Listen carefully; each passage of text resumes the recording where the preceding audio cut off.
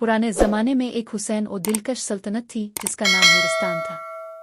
इस सल्तनत में एक शानदार महल था जो बर्फ जैसे सफ़ेद पत्थरों से बना हुआ था।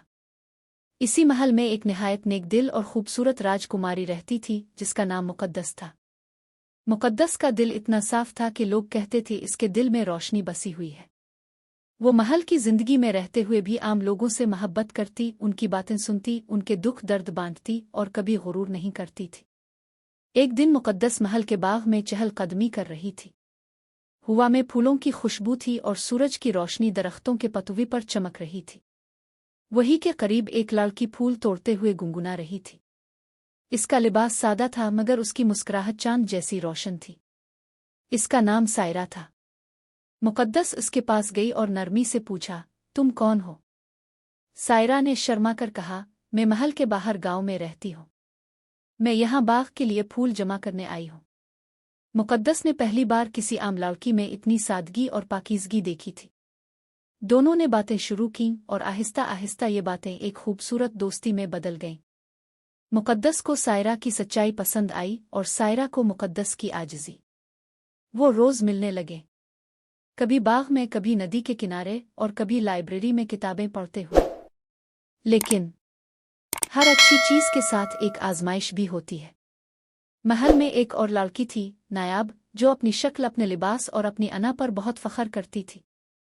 इसे मुक़द्दस की सादगी कभी पसंद नहीं आती थी और जब इसे पता चला कि मुक़द्दस ने एक आम लड़की से दोस्ती कर ली है तो इसके दिल में हसद की आग भड़क उठी। वो खुद चाहती थी कि सब इसे पसंद करें, इसे सराहें और वही मुक़द्दस के करीब हो। लेकिन जब इसने मुक़द्दस और सायरा को साथ हंसते हुए देखा तो इसका दिल जल कर राख बन गया। एक दिन नायाब ने सोचा कि इसे सायरा को मुक़द्दस की जिंदगी से दूर करना होगा वरना कोई भी इसे अहमियत नहीं देगा। इसने चाल चली शुरू की। वो महल की औरतों को झूठ बोलकर कहती कि सायरा महल में फ़ायदा लेने आती है, वो मुक़द्दस की सादगी का फ़ायदा उठा रही है और वो कभी भी एक आम लड़की को महल में नहीं देखना चाहती। कुछ औरतें इसकी बातों में आ गईं। आहिस्ता आहिस्ता ये बातें मुक़द्दस तक भी पहुंची। मुक़द्दस का दिल भर आया। वो उलझ गई कि आखिर सायरा ने ऐसा क्यों किया होगा। लेकिन इसने फैसला किया कि वो सायरा से खुद बात करेगी। अगले दिन मुक़द्दस सायरा से नदी के किनारे मिली। इसके चेहरे पर उदासी थी। सायरा ने पूछा, राजकुमारी, क्या बात है? मुक़द्दस ने नरमी से कहा, सायरा, लोग कहते हैं तुम मेरे साथ दोस्ती फ़ायदे के लिए करती हो। क्या ये सच है? सायरा की आंखों में आंसू आ गए। मुक़द्दस, मैंने कभी ऐसी बात दिल में भी नहीं लाई।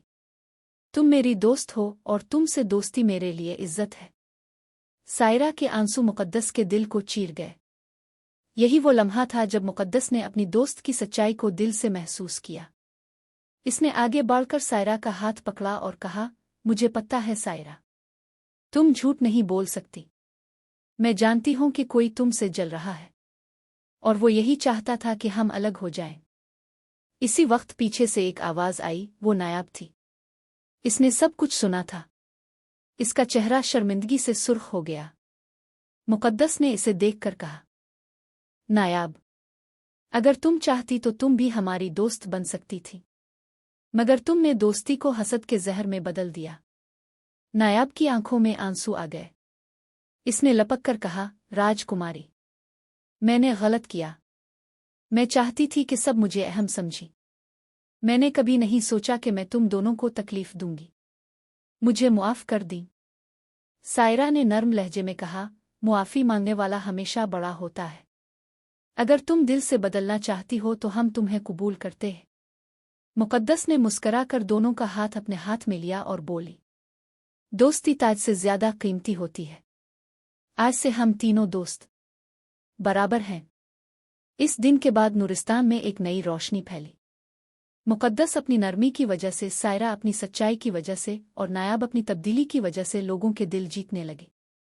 महल एक बार फिर हंसी से भर गया। हसद की जगह मोहब्बत ने ले ली और तन्हाई की जगह दोस्ती ने। और यूं तीन लड़कियों की ये खूबसूरत दोस्ती हमेशा के लिए नूरिस्तान की कहानियों में सुनहरे लफ्ज़ों से लिखी गई।